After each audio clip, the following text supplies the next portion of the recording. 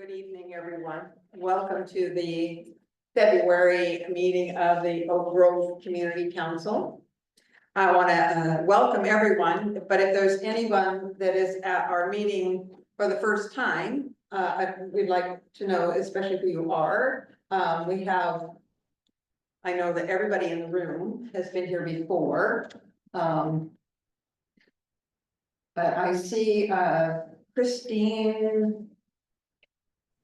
Audie. Audie, are you new? Is this your first meeting? Have you been here before? This is my first meeting. Well, welcome. We're really glad to have you with us. What we usually do is if we have people introduce themselves and they will say just what neighborhood or, close to where they live. So just to ground us in the neighborhood. So if you'd like to tell us that would be lovely. Yeah, I guess I don't really know what our neighborhood, maybe Milwaukee Heights, I think is maybe the neighborhood. Hi. Hi. This is Caitlin. Yeah, that's where we live. And we've been on the email list for a little while, and this is our first meeting. Well, we're really glad to have you with us tonight. Yeah, we're happy to be here. Go ahead. And Brittany, have you been with us before? I have, but it was a while ago, so I'm happy to introduce myself again. I'm Brittany. I live near the Park Avenue Max station by the trolley trail.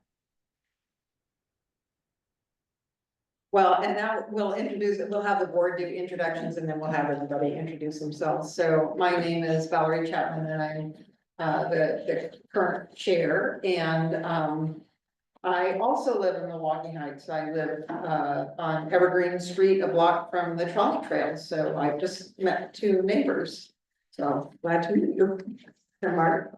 Hi, I'm Mark Elliott, and I live, and me and my husband live off of Concord Road, just at the trolley trail. There. I'm Jane Civiletti. I live 2 blocks down the street on Oak Grove Boulevard, and I'm the treasurer. My name is Wayne Potter. I'm a member at large of the board. And I live on River Road at Willamette View. I've lived there now about 6 years. Good. And Joseph? Hi, I'm Joseph Edge. I'm also a member of the board and I live in the River Forest neighborhood. Okay. So just go around and invite people to share their name, where they are located. So Cynthia? You're muted. You're muted. There you go. Yep. Whoops. Give me a sec here. Okay, I'm Cindy Brown and I live at Rose Villa. Carolyn? Hear me? Yes. Hello, I'm Carolyn Stuckey. I live on Chestnut Street, which is on the west side of McLaughlin. Welcome. Pam? I'm Pam Horan and I live at Roseville. Oh, I thought you were living at the beach. Yeah, in my mind. Alvin.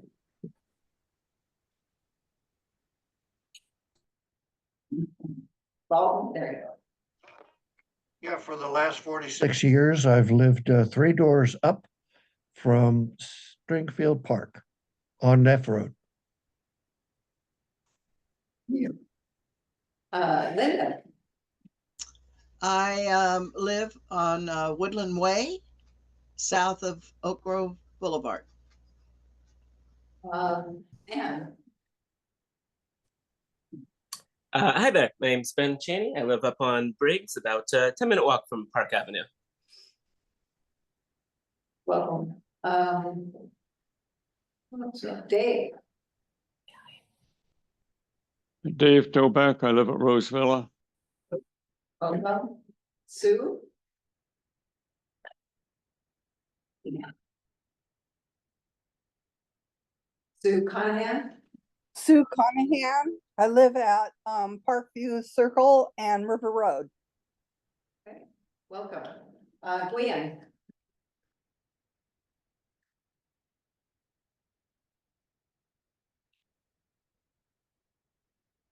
Gwen, do you want to introduce yourself there?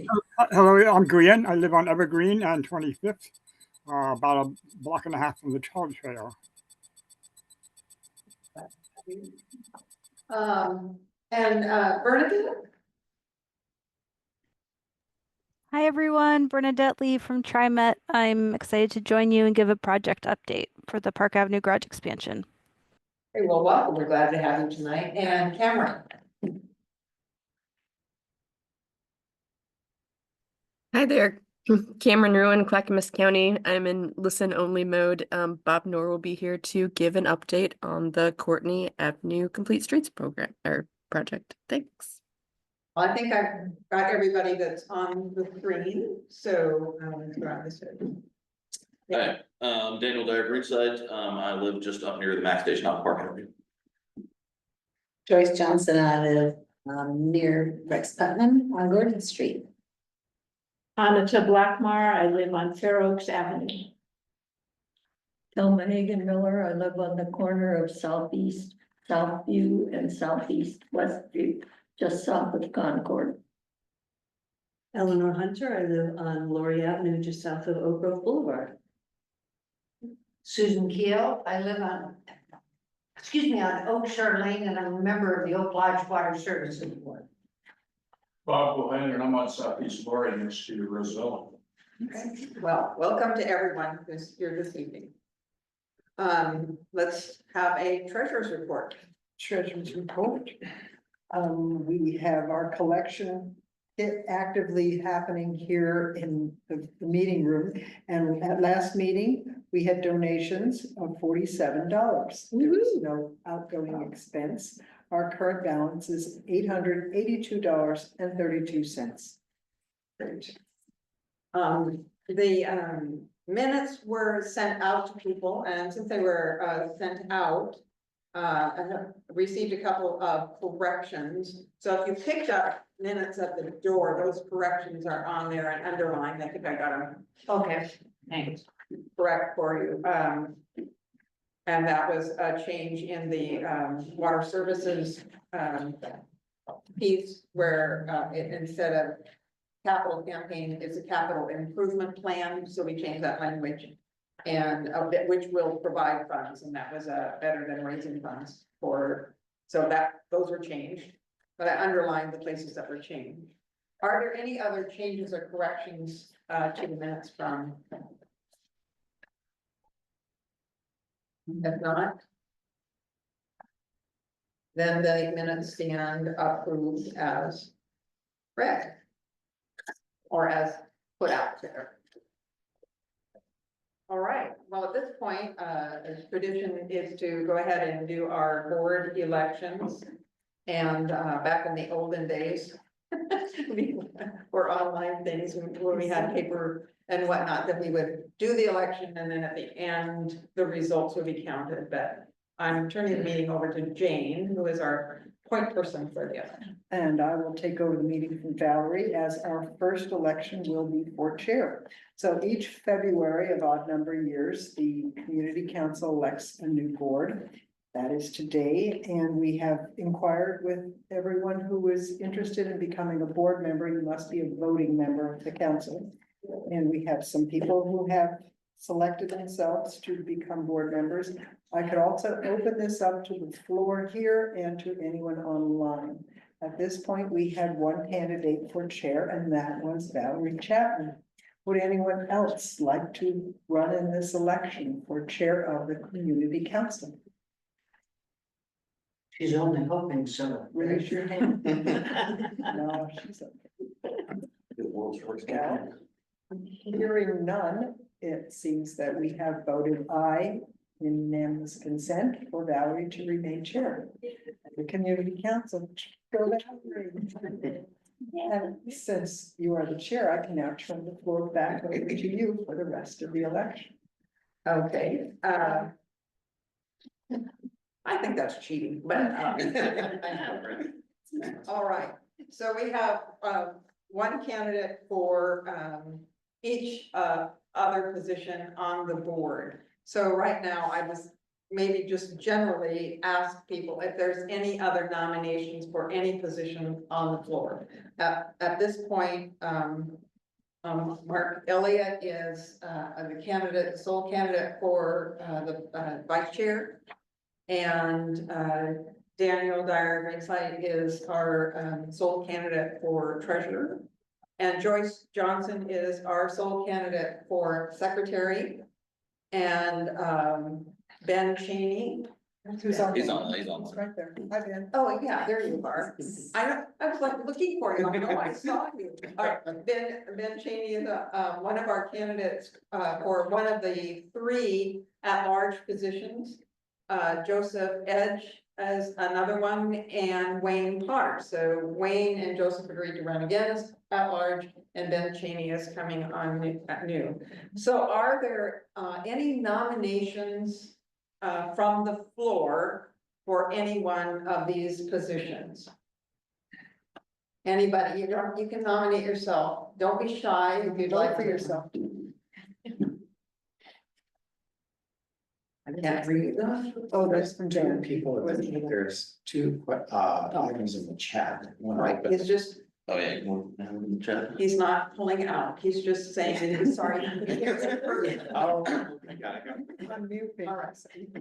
If there are, no nominations and no other people that are, interested in running for board elections, then I believe that we can assume that this is a unanimous consent for the rest of the board. With a quorum. Yes. Okay, and we have a quorum according to our bylaws of, voting members, so that we can do that. So. All right, well, thank you very much. I do have to say it's, very exciting. It's been 5 years since we had a full board. And we have a full 7-member board, so it's, exciting. So we're moving forward. Yeah. Okay, with that, I'd like to invite Bernadette Mead to give us an update on the TriMet project. Would you use Bernadette? Perfect. Thank you, Valerie. Hi, everyone. It's so great to be back with this group and see a few friendly faces. I'm going to just give an update on the project, share some photos of construction as it's been going along, and a few highlights about features that have been incorporated into the garage. So let me share the screen.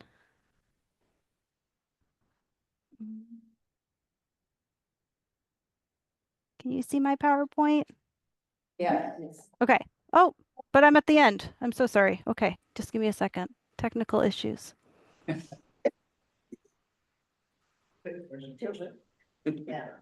Okay.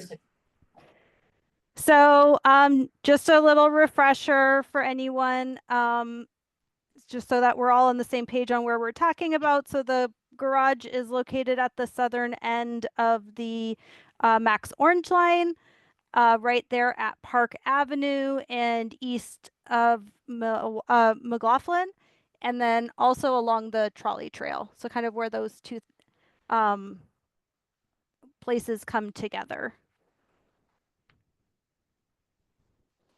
So good news of the day is that construction is wrapping up on this project, and we're putting the final touches on the garage right now. This slide shows a few pictures of our work throughout this project. And we're currently tracking for the new floors to open in April.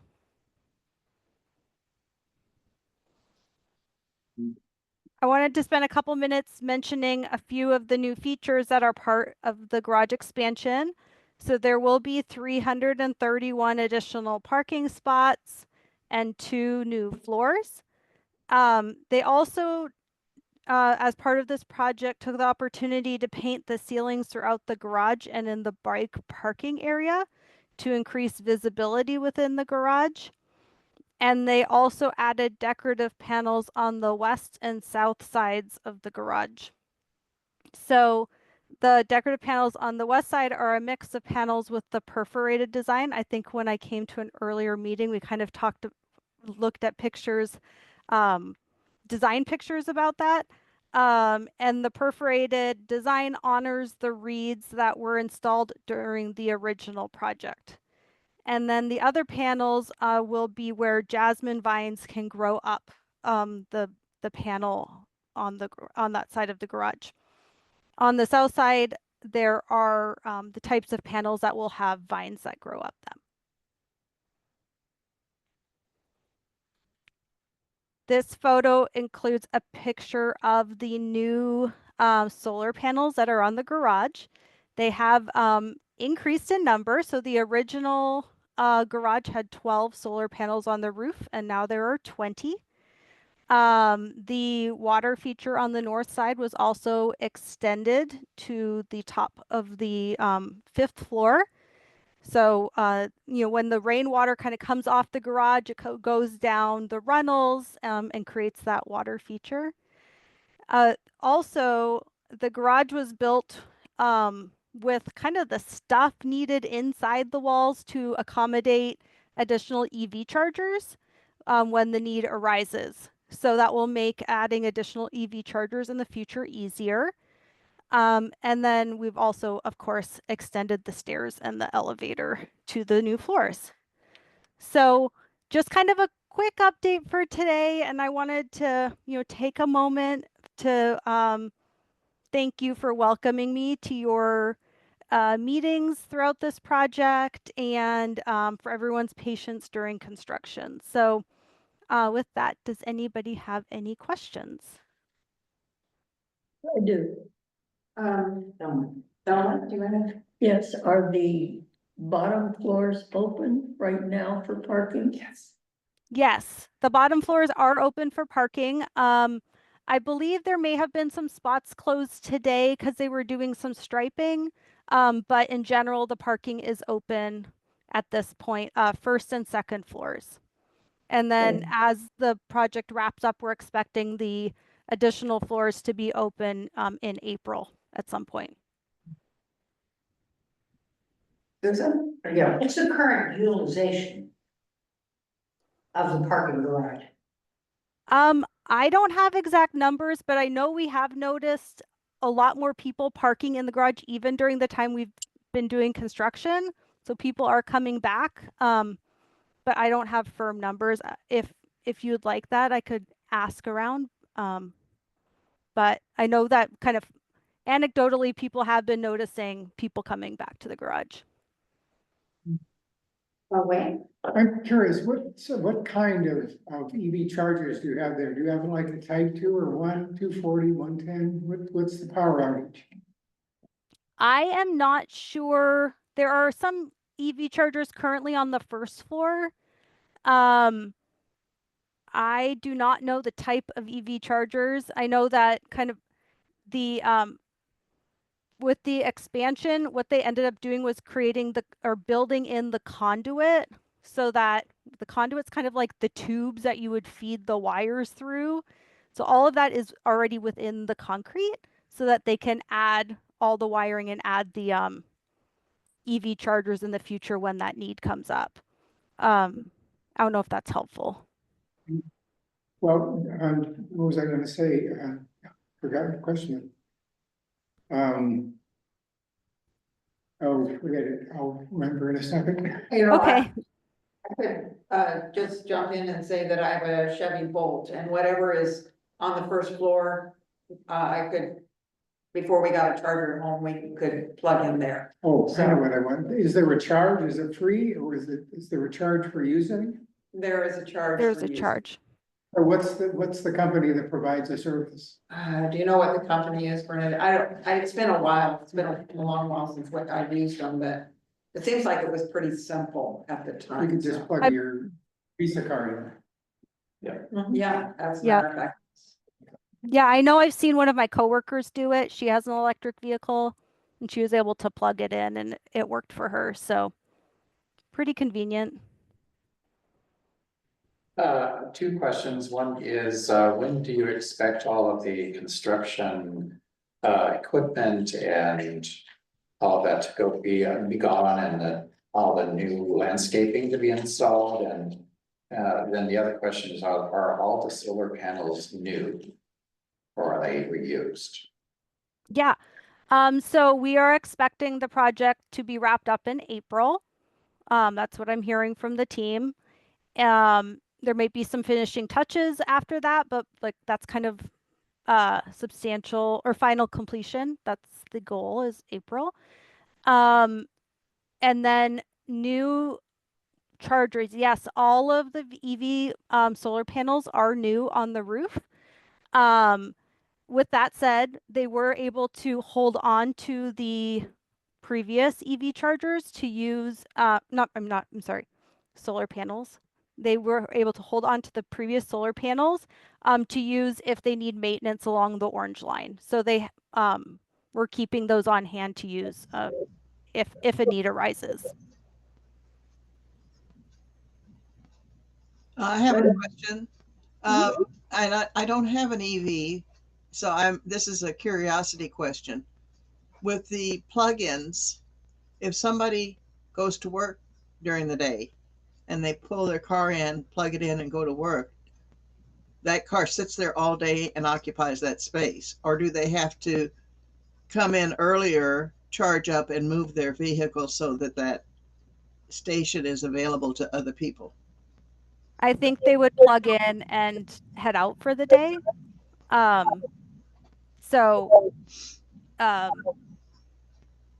but yeah, I think the team will be monitoring or TriMet monitors the usage of those, and that's why we wanted to create the opportunity for additional EV chargers in the future. If the demand, if we're seeing those full all the time, then we can work on getting additional chargers added to the garage. So when will the Skanska trailers be removed?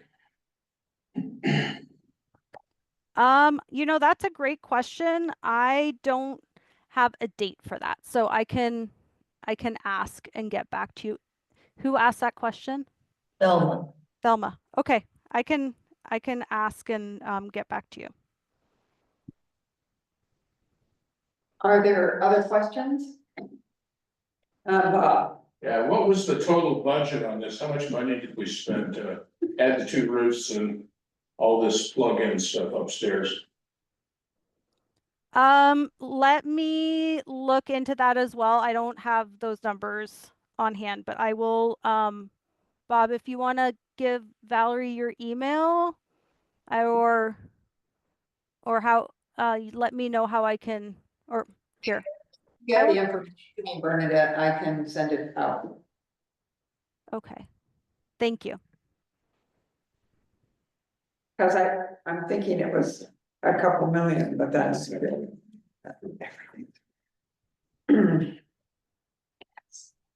Were there other questions?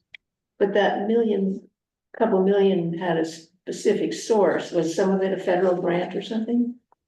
Bernadette, do you want to explain how this ended up being funded from the? Yeah. So, it was partially federal grant. So when the orange line was finished, it came in under budget. So TriMet was able to get approval from the federal government to use some of the funds that were originally granted as part of the orange line project and use it for the garage expansion. So I chaired the Park Avenue Community Advisory Committee about them. So as the project went along and there were certain elements that had to be eliminated due to cost. Yes. Some things were put on hold, like this 2 floors at the parking station.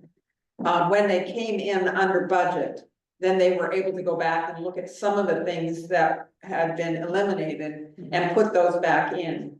And just to be really clear about this too, that people have said, well, maybe we didn't need to put more parking space or whatnot. So here's the deal about federal grants, at least as far as we know, the way they had worked, in the past. If, a group like, if TriMet had this grant and didn't use all of their money, then the next time they apply for a grant, that's taken into consideration.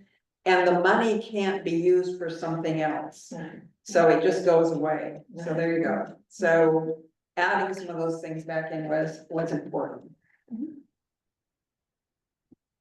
Anything you want to add to that, Bernadette? That's just, I think it helps how we got to where we are. Yeah, I think it's helpful to note that it has to be kind of in that original bucket of project elements. And so like Valerie said, the project originally had 5 levels at the garage, then it was reduced to 3 for budgetary reasons. And then because we came in under budget, we were able to add that back in and expand the garage. Okay. So. Are there any other questions, comments? I was thinking it was looking pretty good, so I was walking by it today. And it's looking like, looking like it's getting complete. That's what it looks like. Yeah, we're getting close. Thanks for getting the parking back open. I was able to park there last Sunday and there were a lot of cars. All right. Well, thank you, Bernadette, for keeping us informed all the way through this project. And maybe you'll come back one more time as it closes and. Yeah, I actually have taken a new role at TriMet.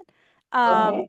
But I can let my previous supervisor know that the group is interested in one more update. If that would be helpful. Yeah, I will let her know. It's closed down. We know it's all tidied up and done. So. Okay. Great. Thank you. Thank you. I hope everyone has a great evening. I am going to sign off and I have my homework, so I will provide those responses to Valerie to send on to folks. Thank you, Brent. Thank you. Thanks. Thank you. Thanks. So next on our agenda is Commissioner Fireside, but I do not see her here. I'm trying to figure out how to do a short something, give her time. Joseph, can you do Luart at this point? So we don't put is it a long presentation there or? We do have a woman from clean. I can drag it out, but I don't have much. I don't really have anything to show. We did get some. I'll just go ahead and give the Luart update now. I mean, I think it'll just be a few minutes. So we do have quite a few applications and that came through the pipeline recently. And so I'll describe, what we've been seeing. They're not really things that warrant comments, and I'll just kind of explain as we go. So there were a few things that were approved recently. We may have talked about how on Mallard Court, which is up against the Willamette River, dead ends at the Willamette River, there was a new dock that was proposed, and that required a floodplain development permit as well as the Willamette River Greenway development permit. And so that was approved. There is very recently, we had an approval for a non-conforming use, and this one's on River Road at I think it's Ruth Court. There's a house that there's an existing house that predates the zoning code, and so it's kind of within the setback of the private street. I think it's Ruth Court that runs alongside of it. And so they needed to get a non-conforming use verification permit in order to just, prove that, that's, a legal arrangement. And then the proposal with that is to do an internal conversion to turn it into a duplex, which is legal under the new middle housing code. So, but that's not part of the review. There was another approval of a, I don't remember if this was approved or not when we mentioned it, but on Linden Lane, just south of Courtney, there was a 20-bed memory care facility, which is kind of a sizable facility, but those are allowed, in the residential zones. And that was recently approved. And the one I was going to take just a second to talk about a little bit. I'm not sure where Piper Cub Way is. I'm actually going to look that up right now. But on Piper Cub Way, there is what's called a middle housing land division. And, this is kind of on the hill above the slope down to Aldercrest. Kind of at the east end of Pinehurst. Is probably the best way to think about that. So anyway, when you do a middle housing land division, technically we are noticed. It is a land use review, but it's a limited land use review. And I didn't really elaborate on this last month when I gave the presentation about the rules that were, the regulations that were adopted by the county commission around middle housing. So with a limited land use decision, there's not really opportunities to appeal a decision, and there's really limited opportunities for input, and it's also a truncated or a shorter timeline for approval. And the reason for this is because although it's a land division, and normally land divisions are kind of given kind of protracted comment periods. In the case of a middle housing land division, you already need to have your building permits approved for the middle housing structure. Joseph, what is a middle housing? Like a duplex or a triplex or a quadplex or a cottage cluster. Okay. Or townhomes. So when you build one of those, middle housing types, which, I discussed last month or gave a presentation last month about, if you're interested in more detail about that, you can see our video on our YouTube channel. When you have middle housing that's already been permitted, built through building permits, and so you're ready to build, at that point you can apply for a middle housing land division. Or you can do it concurrently with those building, really with the building permits. But generally you're going to see these happen when the building permits have already been issued. And so that way it's certain. You can already go build, and now you're following that up by dividing the land to put each of those new dwellings on its own lot so that you can sell those to independent owners, just like any normal, real estate transaction. So that's what a middle housing land division is. That's why there's not really any time. There's not really a lot of opportunity to comment. There's not a lot of reason to comment because the building's already approved. You're already going to get the structures.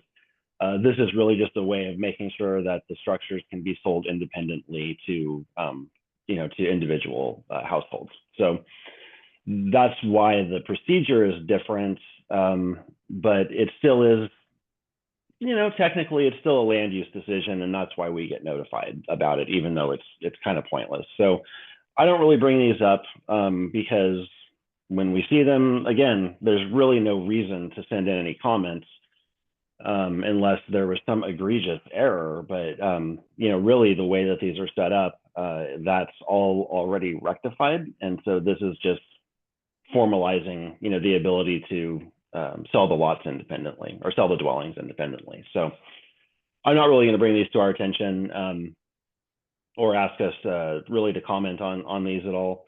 But if you do get noticed about one, you can feel free to ask us about it, and we'll let you know what there is to know about it. And if you have concerns about something, we can certainly look at that and let you know whether those concerns really are have applicable standards that are relevant that we could call out. But generally with these, it's just going to be it's already approved. It's just going to be a check mark. So I'm going to move on to our next one, but I just wanted to elaborate on that because I totally failed to describe that in any detail last month. And so I just want to apologize about that and take the opportunity now to just kind of spell that out.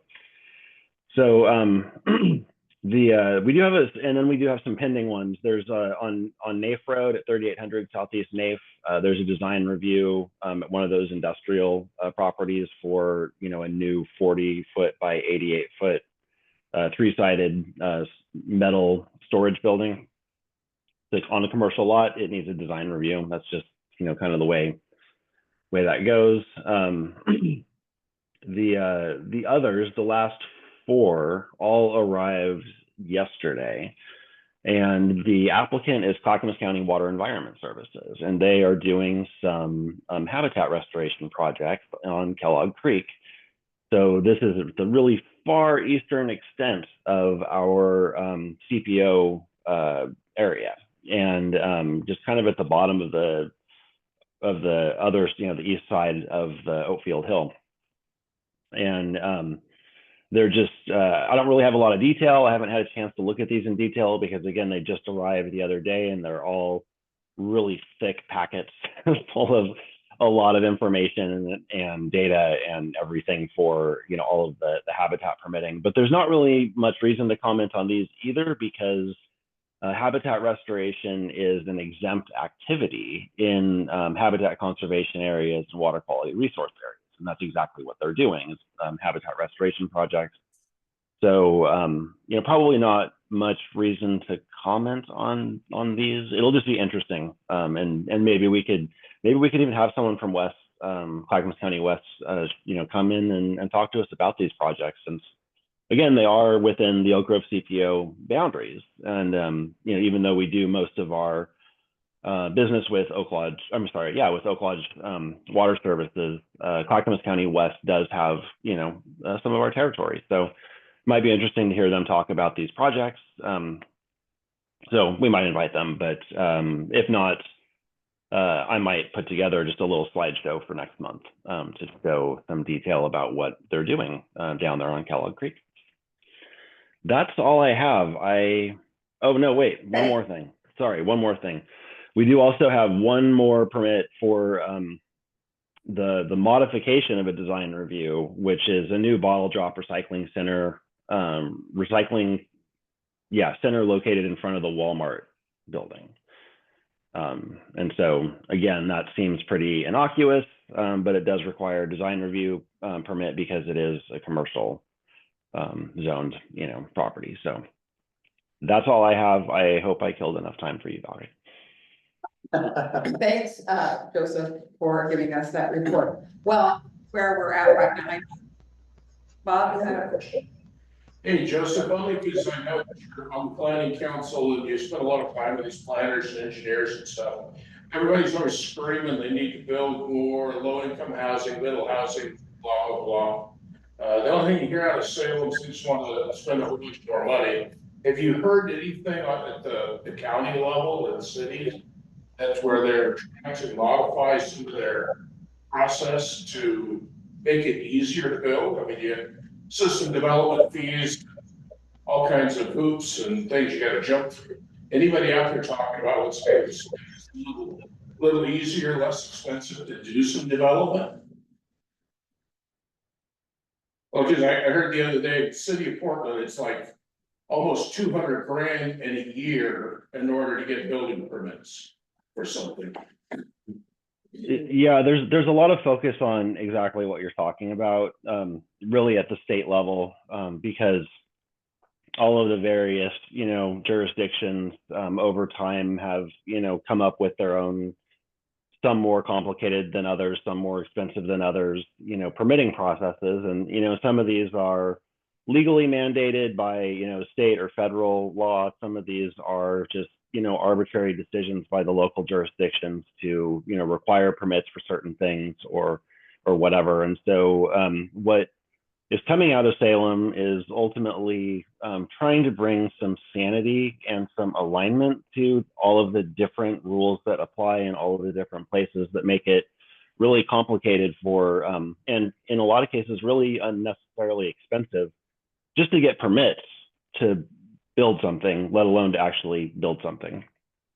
So there's a lot of the work that has been mandated by cities and the counties now, the urban counties at least, is to come up with not just housing capacity analyses or housing needs analyses, which have been required for a long time, but to come up with housing production strategies. And these housing production strategies, they're basically the jurisdictions are kind of being held to account to come up with suggestions for how to streamline and improve production of housing, particularly what their housing needs analyses have identified as needed housing,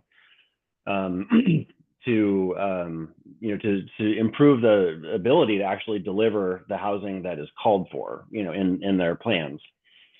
So there's a lot of focus on that. I'm involved, by being a member of the Milwaukee Planning Commission. I'm involved in the work that city has been doing in terms of at least, helping set policy, around, these plans that the city has had to develop. The city has adopted its housing production strategy. I don't know if Clackamas County has or not, but the city has, and they're now going through the process of, tackling each of the things that they had to enumerate in their housing production strategy that they would do over the next 3 years. And so the idea is that at the state level, the city would be held to account if it failed to actually follow through on these things that it's committed to doing over the next few years. And what we'll see in time is whether the housing production strategies and their 3-year review cycles are enough to kind of move and make progress on that. But there's also a lot of other committees that have been formed at the state level that are moving on several different fronts to try to tackle a lot of the challenges that you raised, Bob. And so that work is still ultimately forthcoming because it's at the committee level and no rules have been proposed or adopted yet by those committees. So a lot more is on the way. And we'll keep tracking this and let you know, obviously how it impacts things here in the county. Yeah, that's a big whole complex mess of problems that you've raised, and everyone's kind of aware of it and trying to solve it. I have a question for Joseph. Could you inform me as to what size homes they're building on the old Mary Jean's Florist lot? I'll have to look that up to see and specifically what the floor plans are, but that's a cottage cluster development, and so by statute those have to be relatively smaller dwellings than what we've seen the market produce in recent decades. Somebody told me they thought they were going to be tiny homes. They will not technically be tiny homes. Tiny homes are like 300 square feet or less. These will probably be 900 square feet, I would say, on average. Okay. And at least in terms of the footprint. Will they be 1 level or 2 levels? They might be 2 levels, but I think they might be 1 level. I'm sorry. Let me answer that with I don't know. Okay. I'm wondering if there are any benchmarks for the kind of work that Bob was talking about and the analysis that you're talking about that's being looked at by a lot of agencies, and are there any? These things all seem to take so much time. I was wondering, like, who dictates like any timeline benchmarks for this sort of thing? So that's kind of in the hands of the state's Department of Land Conservation and Development right now. There is a housing production accountability task force or something like that. You know, I mean, like I said, there's a bunch of these committees right now, but there's one specifically focused on accountability, and it's a little bit different. It doesn't quite have the teeth of similar legislation in Washington and California. But the idea is that, you know, there would be some kind of remedial action required or something, again, I don't know what that really looks like. That's all being developed, you know, by this committee. But if you've heard of like the builder's remedy in California or, similar kinds of legislation in Washington, there's nothing like that here in Oregon. Really, it's just we're telling the state's telling the jurisdictions how they need to plan, and then holding them to that, but then not really holding them to delivering on those plans. And so that's kind of, I think, what this particular committee or task force is going to focus on is, trying to figure out, and when you just fail to live up to what you're promising that you're going to do, what's the remedy for that? So I don't know. We don't have that yet. Well, thank you, Joseph. And thank you for being willing to jump in on the agenda earlier than your schedule. Yeah. I don't know where Commissioner Fireside is. She got lost on the way or what happened, and we sent her a text message. We haven't heard anything back. However, Bob Noor is here.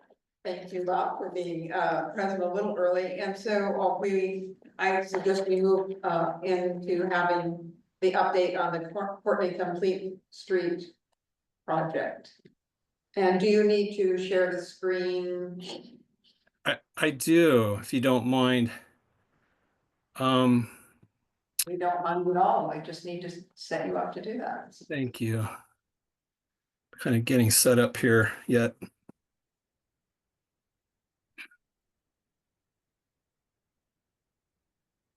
I see that we were joined by Marilyn Gottschall and there was another person that was.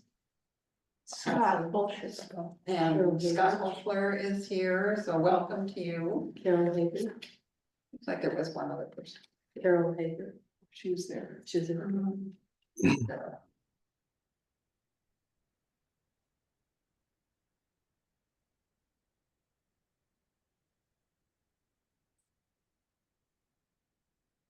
We didn't even let Bob catch his breath as he came in through cyberspace or however they did that.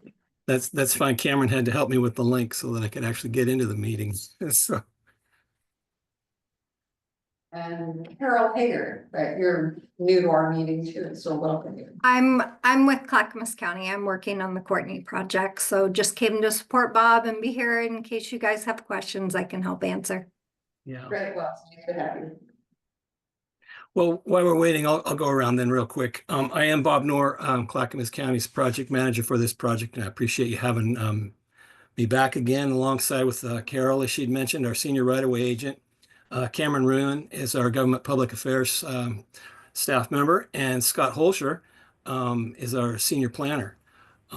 So we're here tonight to answer questions and offer support to you and share a little bit about the status of the project. We've been twice here before, so I appreciate your letting us humor you again and take up a little of your time and share about what we think is an important improvement along Courtney Avenue. Let me know when you're ready, or maybe I should just try to share. Let's see if I can do that. Yes. Okay. Get started here. Can everyone see that screen? Yeah, no. Not yet. Not yet. Okay, then I'm going to keep working on the share part.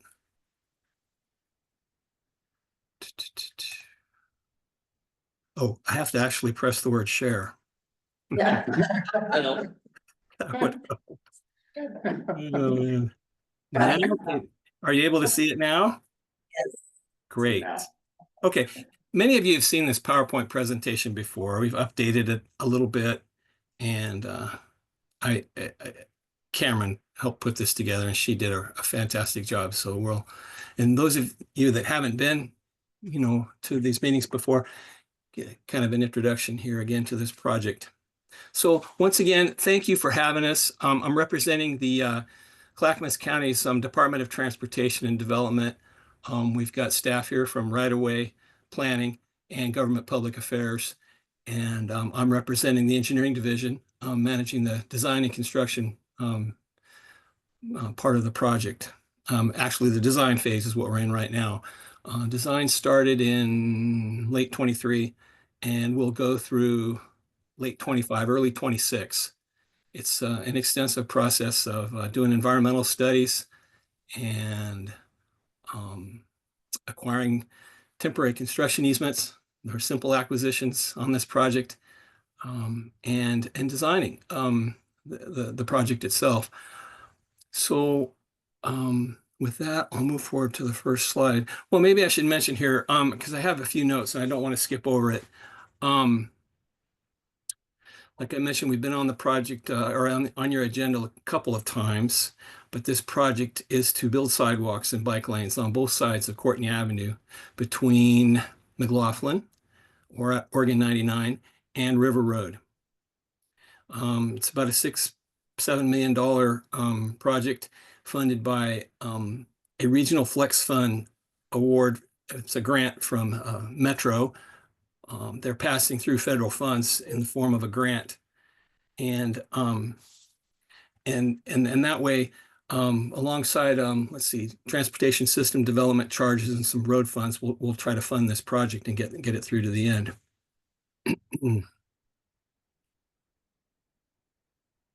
Right now, we're actually in about the 75% stage of the design. We're moving towards 90%. Our highest priority right now is getting the right-of-way phase started, and we are reviewing the right-of-way deliverables. There's some things that need to occur, such as reviewing property descriptions and the assessment of the right-of-way center line that we call it, and some other survey-related matters. We're doing a cost estimate for right-of-way, and we're working with ODOT in an integral way so that we can get their approval to move forward with the right-of-way phase of the project. Once that occurs, our right-of-way staff will meet with property owners on site and at their properties and kind of review and discuss the project further in more detail related to their property specifically. And they'll follow the federally mandated right-of-way acquisition process. It's mentioned there's some utility relocation. That's pretty common for projects like that. We'll need to relocate some PGE power lines and probably some communications lines, as well as, let's see, Oak Lodge Water Services District has water service connections and fire hydrants and those sorts of things that we're coordinating closely with them for relocation of this project. Again, construction, we're hoping will be summer 26. We're tight on our schedule right now, and right away is a driver, and we're trying to get that started so we can keep moving. This is kind of the map here. It shows, again, it's in the Oak Grove neighborhood, your neck of the woods, and it's between River Road and Oregon 99E. Oregon 99E, again, as you probably know, is an ODOT or Oregon Department of Transportation facility. It's on their system, and we have obtained federal funds. So we are working closely with them to use those federal funds and guidelines carefully. There are connections to Trolley Trail in the Oak Grove Elementary School to the north. The Trolley Trail runs along Arista, and so we're making some improvements there to enhance safety and that crossing for not only students but bicycles and pedestrians moving north and south on Trolley Trail. This project, as mentioned here in my notes a little bit, it's stems from the Safe Routes to School action plan as part of the work that was done with the Oak Grove Elementary School. So, our different plans and projects in the area, we try to kind of connect and have a cohesive program, part of a master plans, let's say, as our long range planning tool. And Scott can, touch on that maybe better than I can, of course. It is a high priority project in the sense of the plan, and our grant application was approved years ago by Metro to enact, something that we feel is important. The communities felt important too, because the community had supported our efforts to get this project, through and to completion. Whole point there is improving accessibility. As mentioned, better connection to the trolley trail. We're trying to enhance crosswalks. We're putting in all new ADA ramps, crosswalk ramps, and crossings in many locations where we can, and as it says there, to comply with the American Disabilities Act. In the picture there, you see the existing road. It is a 2-lane collector, functional class collector. And right now, the shoulder as acting as both a doubles as a bike lane and pedestrian facility, which isn't so safe. So by putting sidewalks and bike lanes on both sides, we're hoping to, make it safer, create people spaces and bike spaces separate from car spaces, and keep things kind of straight that way. The bike lanes, these are 8-foot wide bike lanes, or we call them buffered bike lanes. They're 2-foot wide painted stripe buffer area and a 6-foot wide area for the bikes themselves, but it gives a little bit of safety buffer, and it highlights the bike lane from the vehicles when people are driving along. Right now, many people are using the shoulders and bike lanes as parking, and we want to move away from that. The project was, as I'm reading here, developed as a complete street. A complete street is an actual term in the transportation community. It encompasses a number of different enhancements and features, and some of those, as I mentioned here, are bike lanes and sidewalks and pedestrian improvements of all sorts, planter strips, stormwater improvements, kind of making it not just a transportation for cars, but a place where people can live and reside, a complete street, so to speak. Our 2 main objectives there are improve accessibility and improve safety. And as outlined here, improving safety, adding dedicated sidewalks and bike lanes. And I haven't mentioned yet is street lighting. So we are taking a real careful look at the street lighting. There is existing street lighting on the existing poles, but our consultant will look carefully at the illumination design, as we call it, and make improvements at the intersections and crosswalks and anywhere we can. That'll help make it better lit at night. Stormwater has become a really big part of this project. In fact, escalated the cost considerably. We didn't realize it until we got into the design, the number and kind of stormwater improvements that were needed. And actually, we've had to effectively replace most of the existing stormwater facilities along this section of road. So we've had to do that in order to add what I'll show you here on a strip map, are these landscape planter strips. You've seen them before. They're kind of concrete wells along the side of roads in Portland and the areas to help collect stormwater and let it soak away into these planted areas. There's that and the rain gardens. I get that turned around a little bit, but they do work together with one another and tie to the stormwater system. You may have seen this before. It says raised speed table, and that's not quite correct. It's not at Linden, it's at Arista. And I know that someone called me on the phone and saw this and were interested in it and wanted to know more about it. And actually the speed table of sorts is at Arista. We aren't putting one there per se at Linden, but the sense of the slide is to show that at Arista and the Trolley Trail, there's as you probably recognize, a concrete area there in the middle of that intersection that kind of highlights that intersection. We are reducing the travel lane widths to 10 feet each so that we can get a wider bike lane on either side and the landscape strips and sidewalks. You can see that the landscape strips are in green. The sidewalks on either side are in gray.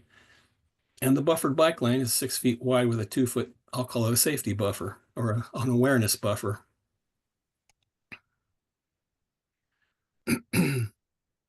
Well, when it comes to paving the road, we're looking at whether or not we can do it. It'd be really nice if we could pave the road when we're done.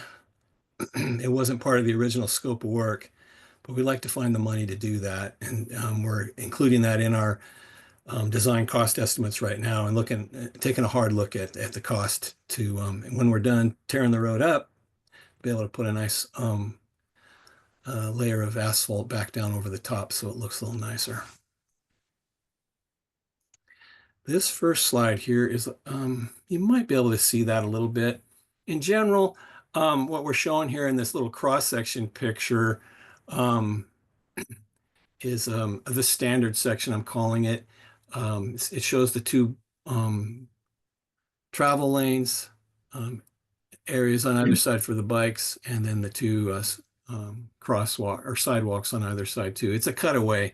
If you were to cut the road away and get down at that level with your mind's eye and look at the road, that's what it would look like.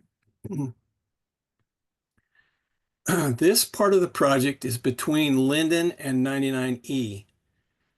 And in the upper right corner is that shopping center at the northwest corner of McLaughlin and Courtney. There has been some recent development. We thought there would be a private development there. We're not sure of the status of that entirely, but we've heard that it may not go through. And we're kind of reverting back to our original design of taking the sidewalks and the planter strips nearly all the way to McLaughlin. We're kind of holding back just shy of McLaughlin. We don't need to go all the way because there's new curb ramps already there. I wanted to talk a little bit just for a second. There's been a real concern for parking, and I'm saying now here, no parking. Our original grant application called for no parking. There were many folks that requested parking, and at least we take a look at it. So we made an effort. Scott and I both reached out to the Pedestrian Bike Advisory Committee.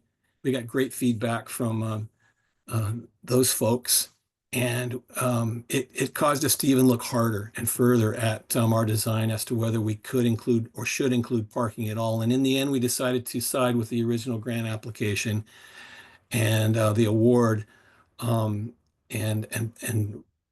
adhere to the no parking design. We have also done some parking studies and feel that there's enough off-street parking on private property and on the side streets to accommodate for vehicles that need to park.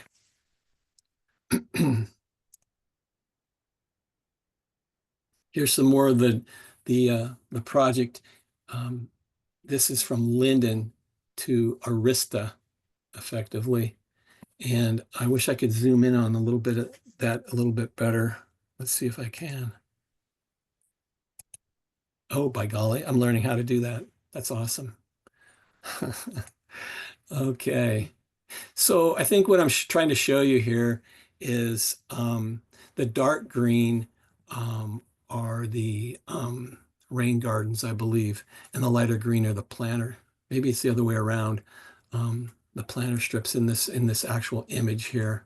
Yeah, that's what they are. The darker green are what we call rain gardens, and they have basically one of those dome-shaped stormwater drains that collect water. So water will flow into those rain gardens, soak away, and any additional rainwater that they can't will be taken down into the stormwater piping system under the ground. Forgive my voice there. I'll try to get it going.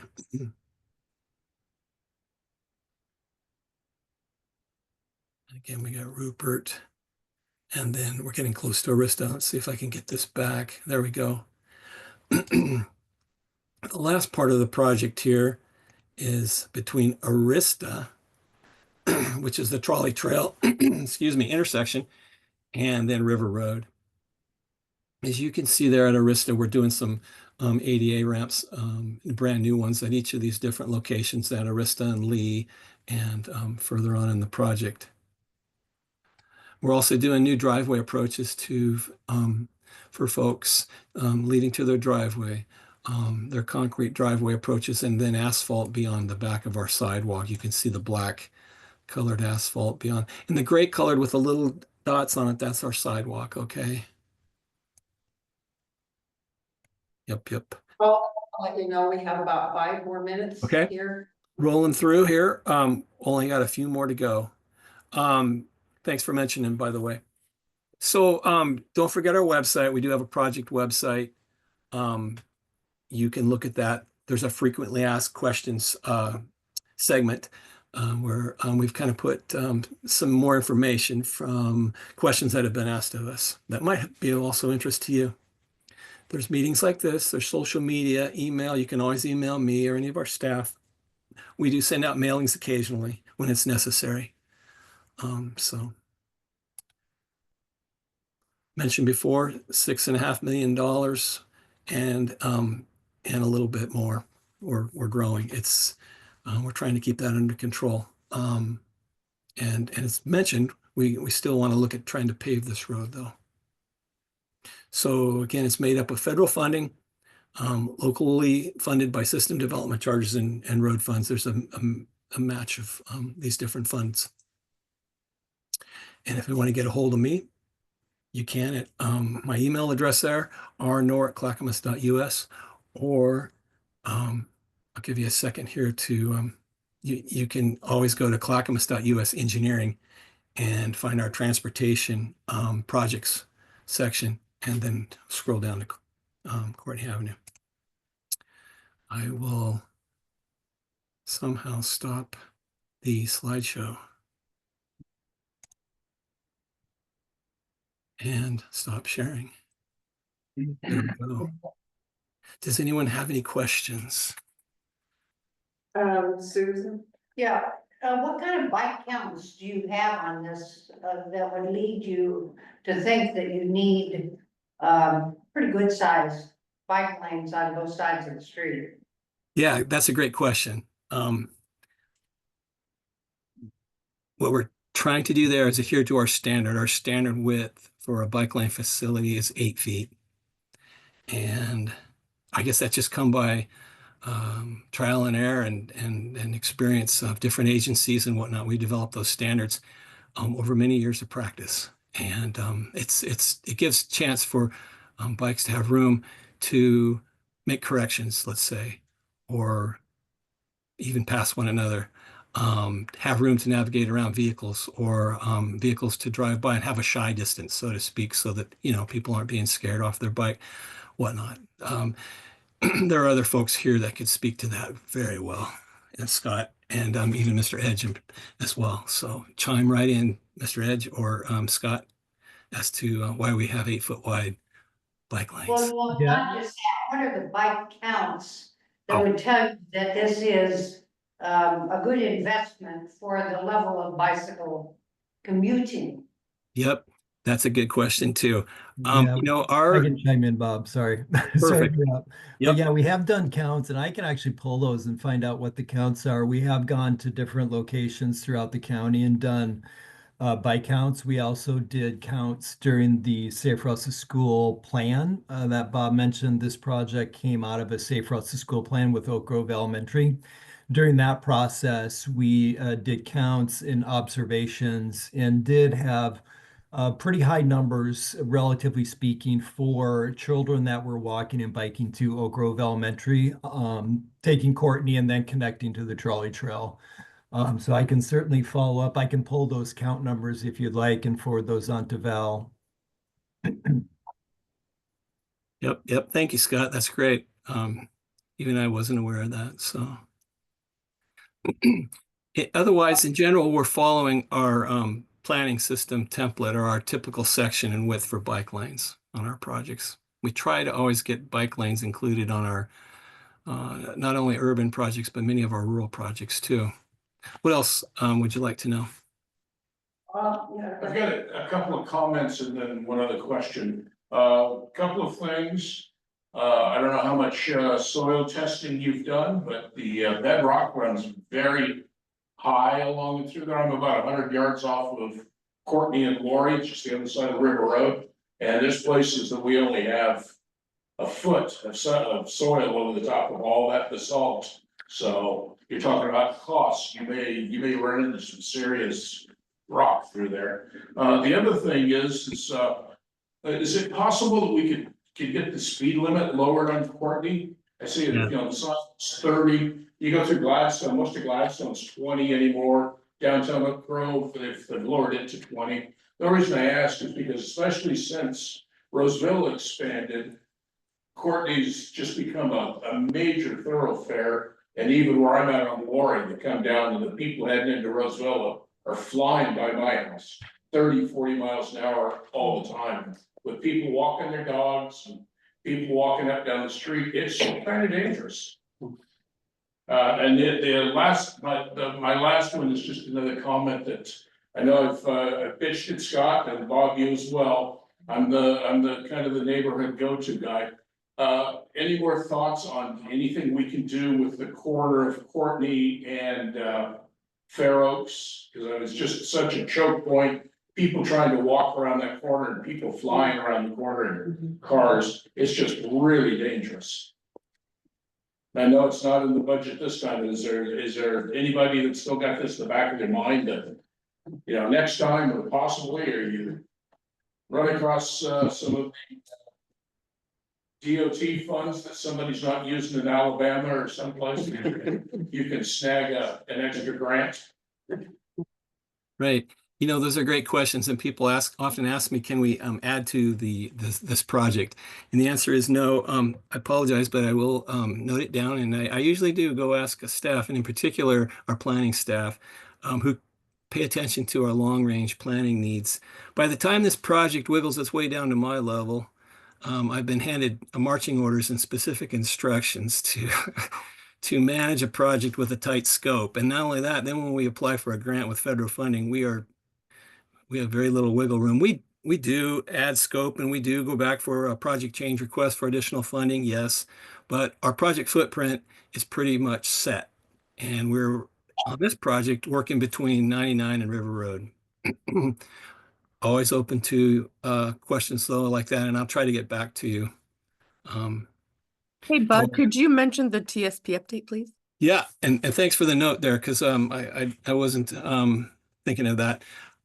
Cameron just mentioned to me here that we are doing an update to our transportation system plan, and we'll be looking at other things such as Fair Oaks and possibly Fair Oaks and other projects in the area. So I'll get back to you on that one. I'll just chime in really quick. I wanted to thank Bob and Scott for showing up and giving the presentation tonight. And it's good to see both of you guys again. And appreciate the work you've done on the project and and responding to the feedback from the public and the committees. It's been great. It's ultimately been a good process, and I really appreciate it. What I was just going to add, I was going to answer one of Bob's questions, which is, can we lower the speed limit on Courtney? The county actually did recently lower the speed limit from 30 to 25 on Courtney from River Road to McLaughlin, and also on Rothy Road from River Road to McLaughlin is now 25 miles an hour. So the county has been doing an admirable job of reducing speed limits on some of these streets. And really the construction of this Courtney Complete Street project with the lane narrowing is really going to help bring the speeds down and increase compliance with the new speed limits that are posted. So yeah, that's I just wanted to, while they're both here, I wanted to thank them for their department's work in getting these speed limits reduced. It's really important for safety, and it's great to see how these changes kind of just pop up unannounced. It feels like, and but it's very welcome. So thank you guys. Well, thank you for the affirmations, Joseph. We appreciate you, and you work very hard and close with us. You're as a stakeholder, and all of you are stakeholders in this project, and it's very important that we receive and give and receive feedback back and forth. On the speed limits, interestingly enough, I was talking with our traffic staff, our traffic engineers, and they already had that kind of in mind to lower the speed in response to concerns of the citizenry outside of this project. So they're working all the time. The improvements that you've seen at River Road intersection and whatnot, they're working behind the scenes, doing regular improvements, and so it's good to coordinate. What else? I want to thank you Go ahead. too for coming and for your presentation. I Yeah. also, unfortunately, we have a little time crunch at this point, and Commissioner Fireside has joined us, so we want to give her an opportunity to have some time to talk. So if there's any wrap up comment or that you want to give Bob, but then we need to move on. So I want to thank you for being here. Thank you very much, each of you, for having us. Congratulations, Commissioner Fireside. We welcome you and appreciate your supporting us in these endeavors. All right, thank you. Commissioner Fireside, we're glad to see you. We readjusted our agenda the best we could to accommodate your ability to come after your last meeting. So welcome, and you have the floor. Oh, thank you so much. I'm so sorry that I was late. Yeah, it's been a little crazy. We actually ended up canceling our NCPRD meeting this evening, and I thought maybe I could fit in like 2 or 3 other things, and it just ended up getting overwhelming. So I apologize, but I thank you all for staying on. I guess I just want to give some updates of some things that we're going to be working on, and then just sort of open the floor to any questions. And yeah, so our Water Environmental Service District, I'm sure you guys know that the Board of County Commissioners serves as your Water Environmental Services Board Directors as well. They're going to be making adjustments to the system development charges, and that will be presented the week after next at our next Board of County Commissioner meeting.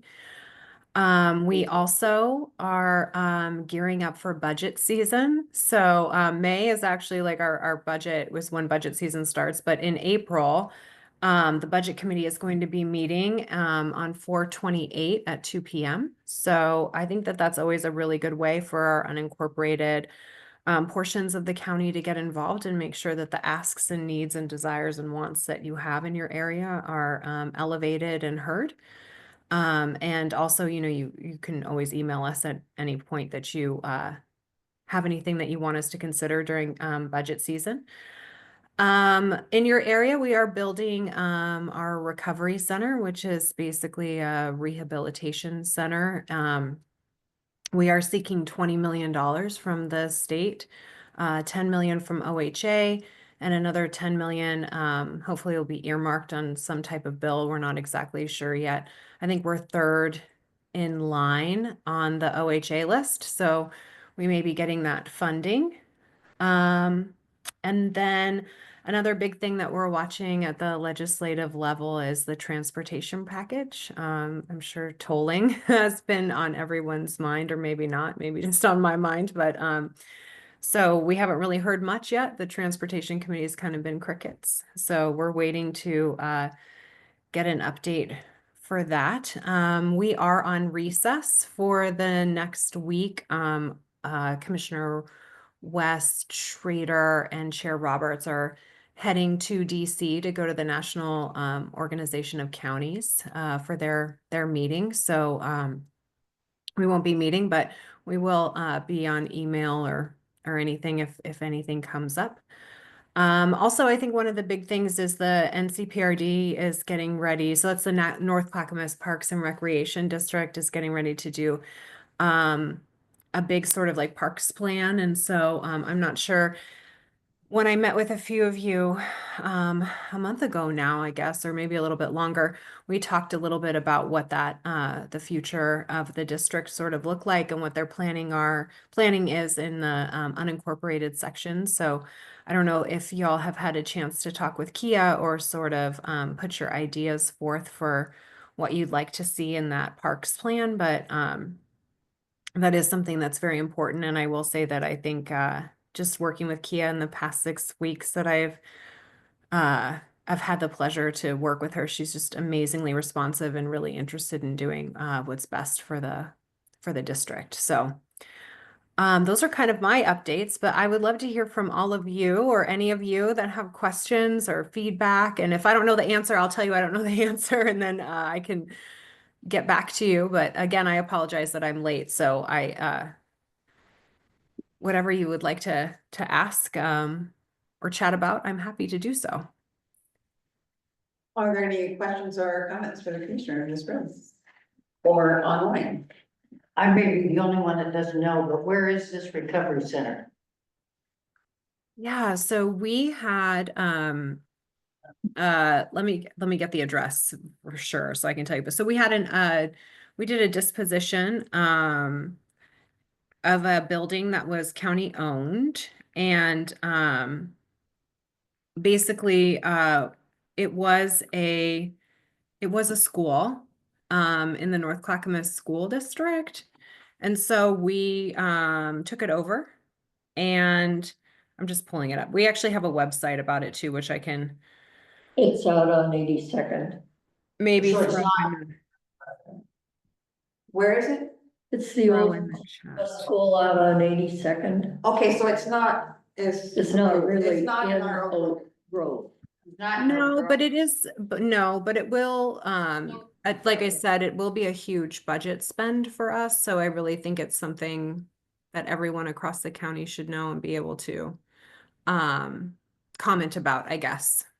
So it's not necessarily that it's like right in your backyard, but it kind of is because everybody in the county is paying for it, right? So just think it's really an important step in building out our recovery orientated system of care.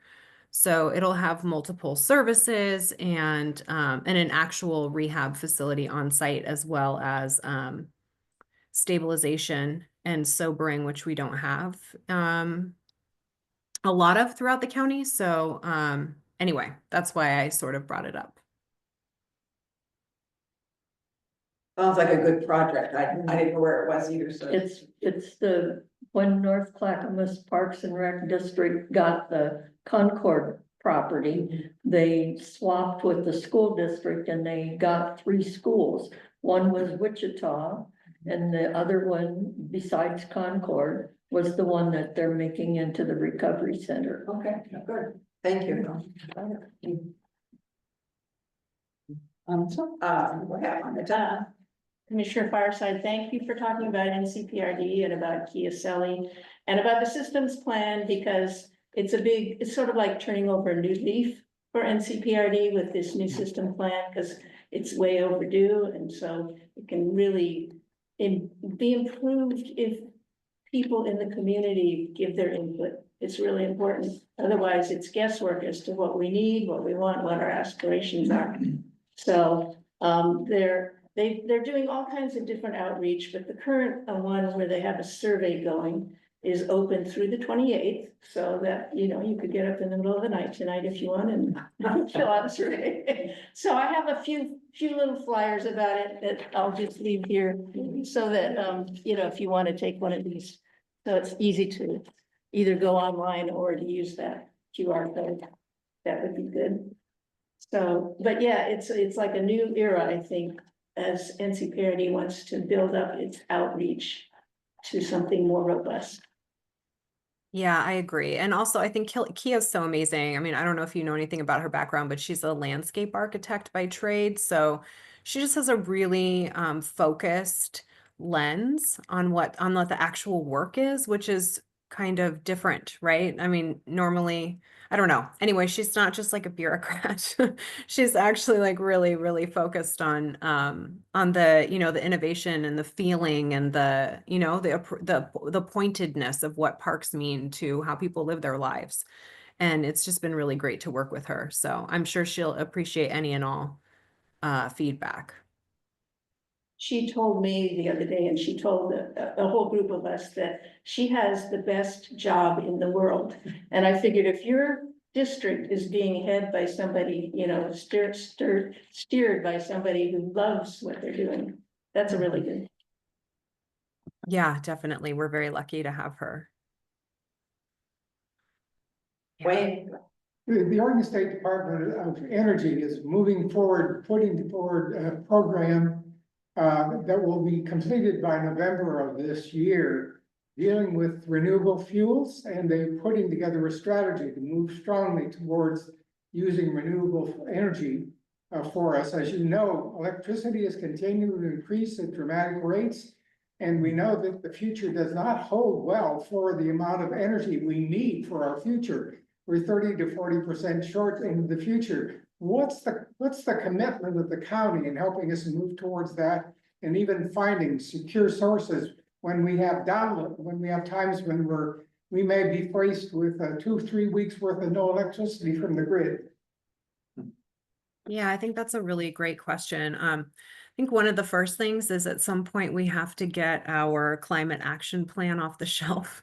There's a whole section about renewable energy within there and what we can do.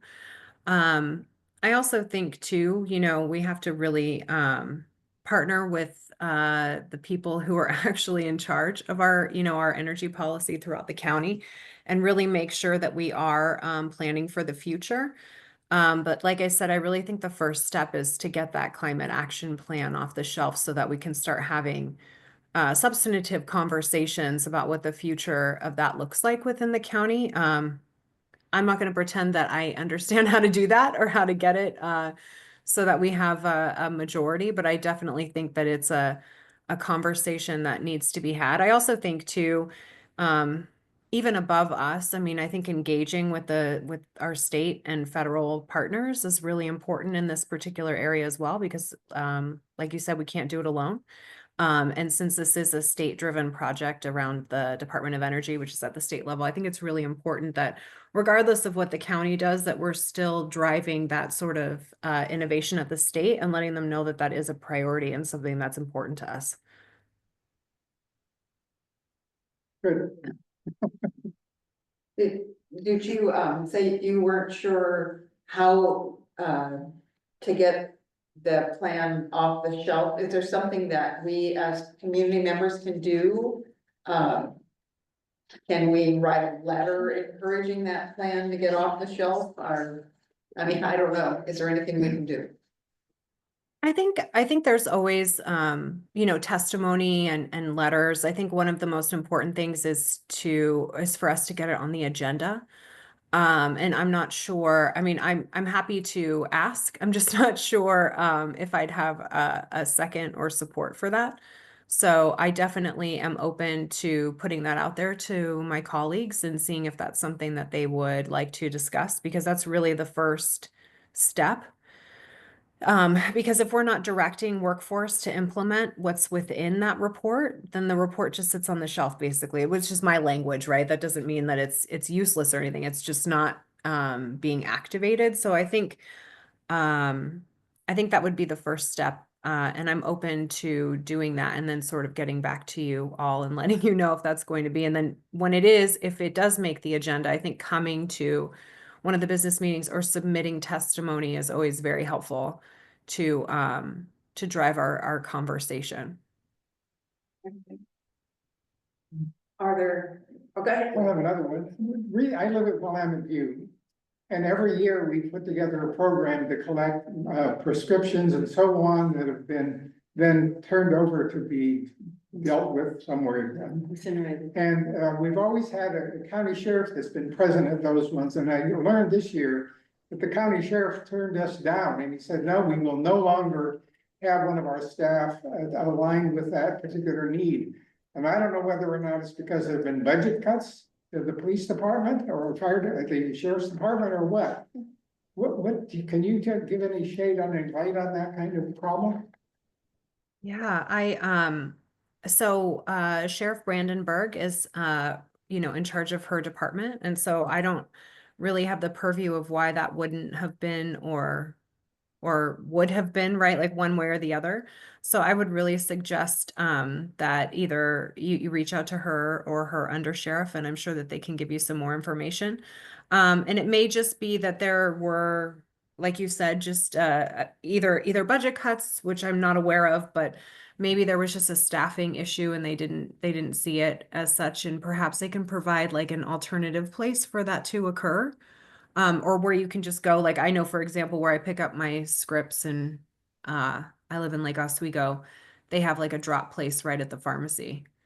Um, so anyway, hopefully she can give you some insight, but I don't really work directly with like overseeing that particular part of the county, if that makes sense, because that's just not my purview. I'm sorry? Why do you feel there's a need to have a sheriff there in the drug? It was, well, because they take the drugs basically and they're destroyed. So, and if they become a part of all the collection of any drugs that have been collected by the sheriff's office or whatever. So that's a mechanism for us to do it.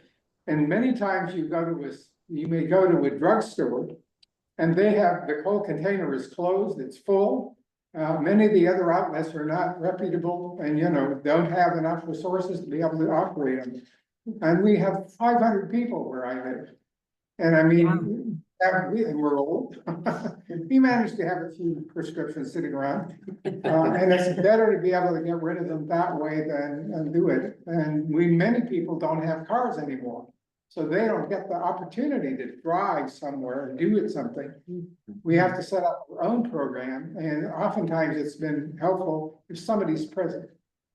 It's worked extremely well for many years, and it's just, it's really sad. Well, you know, you can take them into the hazmat at the. Yeah, I know, there's other options, you're correct. So when the sheriff's department has asked for time on our agenda. Yeah, I know. And so they'll be here in April for like. Okay. An extended period of time to ask them many questions. Fire might be able to help with that too, if they have a lot of hazmat kind of stuff. Good. Were there any questions or comments coming from the online community? It's so interesting to have hybrid these back and forth. I'm not seeing any hands raised.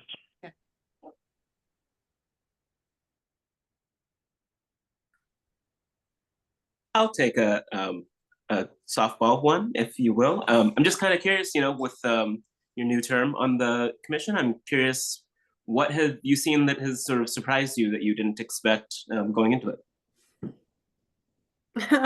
That's not a softball, kind of loaded. No, I'm going to be politically correct. No, I think the interesting thing is every commissioner is very independent, as you can imagine, right? Like, so we don't have a boss. So we kind of get to set up what's important to us and sort of work on those particular things, right? Like whether it's, you know, working at the national level with the counties, which we have a commissioner who's really passionate about, whether it's, you know, working at, I guess with Metro or any of those things, we have another, you know, commissioner that's really passionate about that. We have another commissioner who's super passionate about transportation.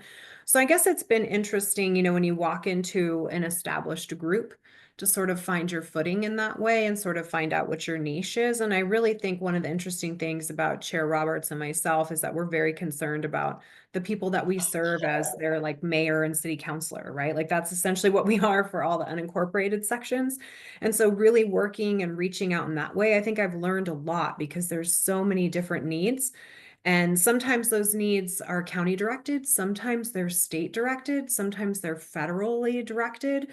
And so really sort of digging in that way has been very interesting, but just really getting my feet under me about the unincorporated sections and what the needs are, I think is really important. And I don't know that just myself having watched the county commission for so many years that's been a primary focus. So I guess kind of like shifting in that way has been exciting and interesting to me. And just different than I thought it would be. I guess I thought we would all be sort of marching that direction, right? But like I said, everybody kind of has their own thing, which is cool. You know, I mean, that's the great thing about the job, but I just hope that there's more of that, I guess that voice that comes forward.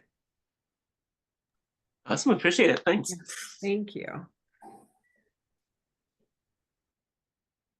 Anybody else? I'm so sorry. I feel like I should have 10,000 questions since I was so late and everything. But if you ever want to reach out to me, my email is it's really simple. It's just mfireside@clackamas.us. So you're welcome to email me anytime with any questions. Yeah. Yes, Yeah. I'm hardwired in. I don't know why we're losing. No, you're not clear. We have lost connection. Oh, we're back. Not here, it's the internet. Wow, It's weird. general. We can hear you now. You can hear us? Yeah. Yeah. Yeah, I was just The telling. internet's like cut down here. Oh, our internet connection here is leaving us. Well, those of us that have attending virtually were able to follow right along. Okay. But yeah, so, oh, go ahead, Commissioner. Oh, I Please. was just going to say, if there's anything that you ever need or any questions or anything I can do for you, please feel free to reach out to me anytime. That's what I'm here for, and I'll be happy to meet and come again, and I'd be happy to be invited again to come, and I promise I'll be on time. So, if ever that's if there's anything I could do, please let me know. Melissa, we're going, but Oh. for being there. Maybe not, put it in the chat. Left chat. Thanks. Are you there, Melissa? Our internet has been gone, so we in and out. I think people online might have been able to hear you, but here at the water district, you all froze and we couldn't hear.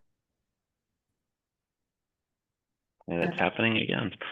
We do have this meeting recorded, Commissioner, and so we will be able to upload this to our YouTube channel, and the attendees that weren't able to track along should be able to watch again, and maybe we'll send out a link to the specific segments of the video to in our follow-up email. Okay, great. Well, thank you so much for having me. I appreciate it. Thank you. Thank you for Thanks, being Commissioner. here. Thank you, Commissioner. Yeah, this is the first time we've had it go out like this, so. Yeah. Thank you. Do we have a committee, we have reports, Thelma, you have? Yeah, I have something that.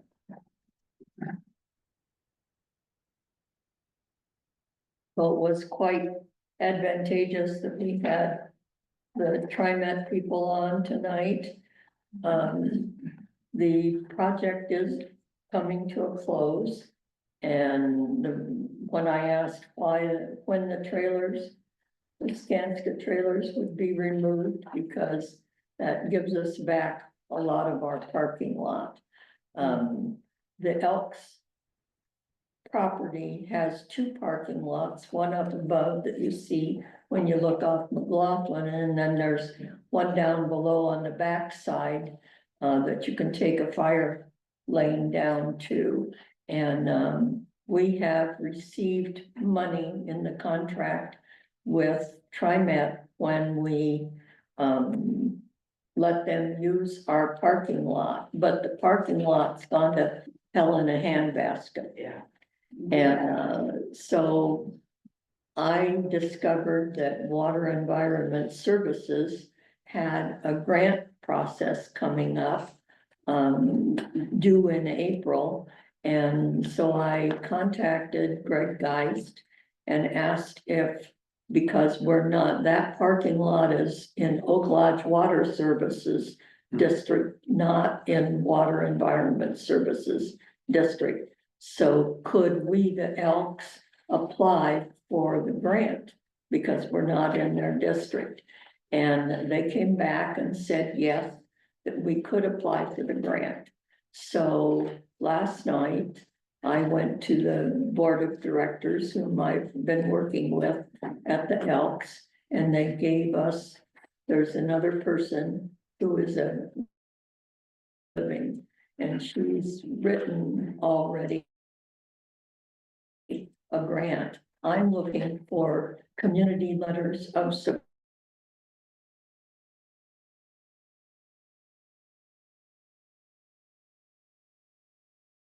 to our grant.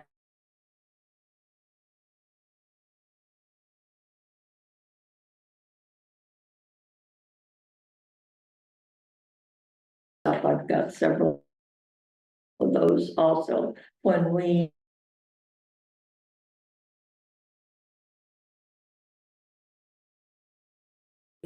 went after Metro to purchase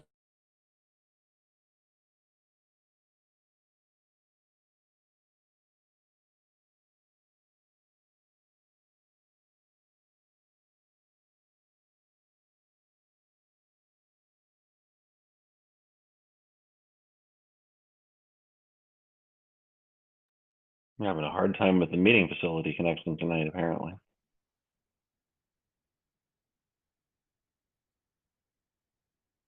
Well, it took us until our third hybrid meeting to encounter this particular problem. So I think that's a pretty good run. We have lost the meeting room. I guess it's my meeting now. Anyway, we're basically kind of wrapping up. Hopefully, here we go. Now they're reconnecting.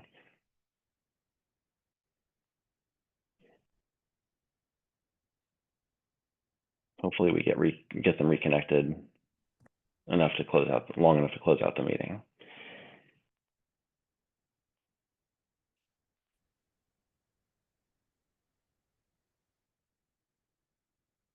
The room is muted. I don't know if you can hear us in the room. Yeah, we're back, looks like. Okay, we're back in and out, support. Be unmuted now. What? Yeah. We should be unmuted. Yeah, I hear you now.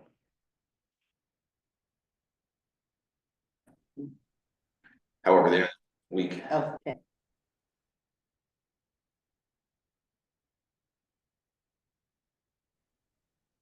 I'm not sure where we are. Joseph, you hear us? You're cutting in and out. It's a lot late.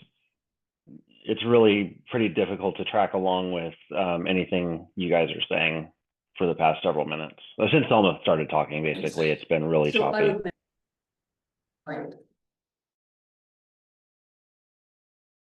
All right. I just made move that the community council write a letter of support for the grant that the Elks are for money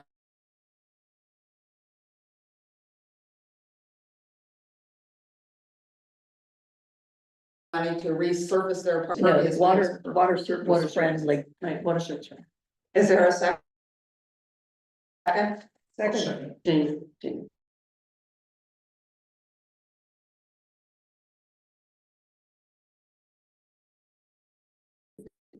Surface the parking lot, and they've already gotten a bid from an asphalt contractor, but it's just to resurface the parking lot. It's not to do it in a water surface friendly. It's stormwater. It's a stormwater thing. Yeah.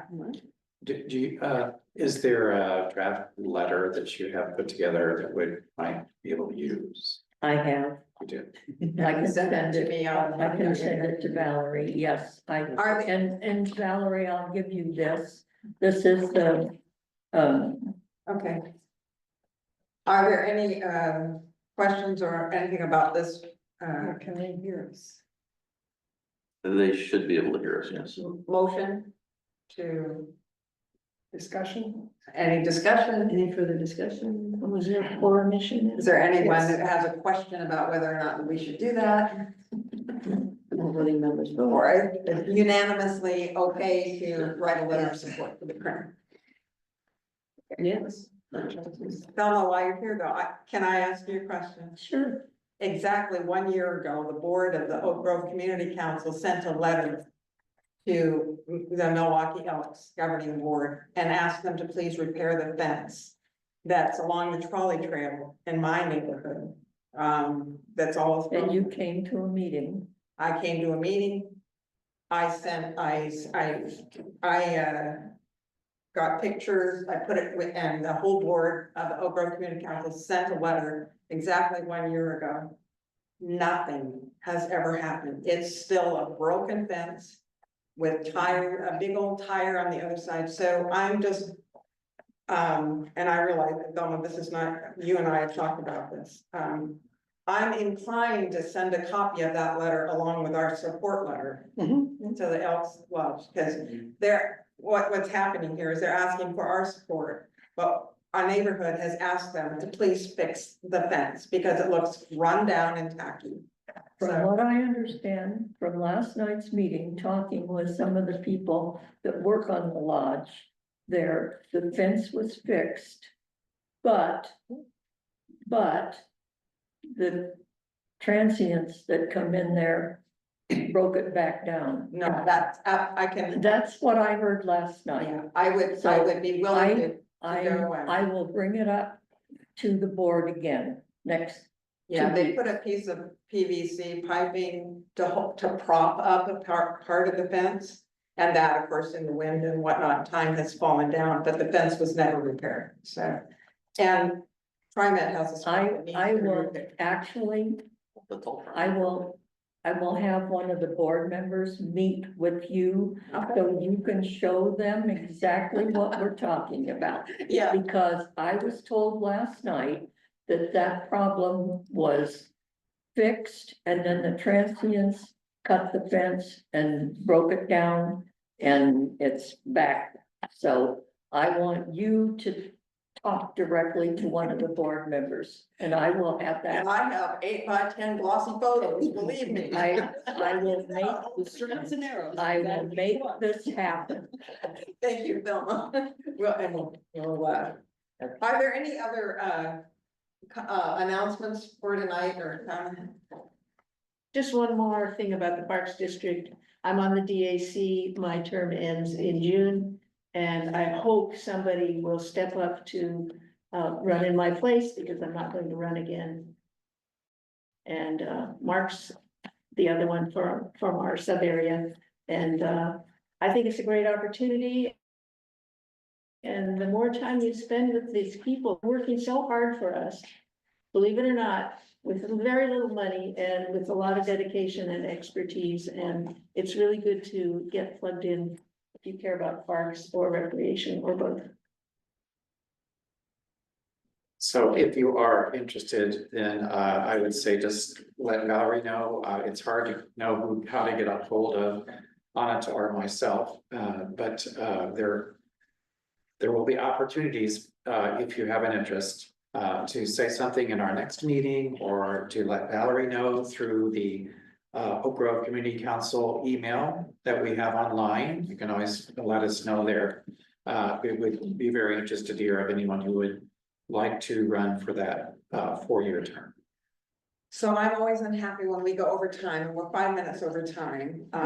But I want to take this moment to say thank you to James Civiletti. What did you do? How many times have you been on the Oak Grove Community Council? Go on. Well, from the board on behalf of a whole community. Just tell me on the parks, please. Thank you.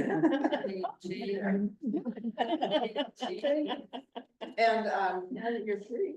with that, I would like to bring this meeting to an end. Thank you. Thank you. All of you. Thank you, everybody. Thanks, everybody. Thanks all. And congratulations to our new board. Yes. Nice. So there are a few more days for this if you want to give your input. I'll be there tomorrow.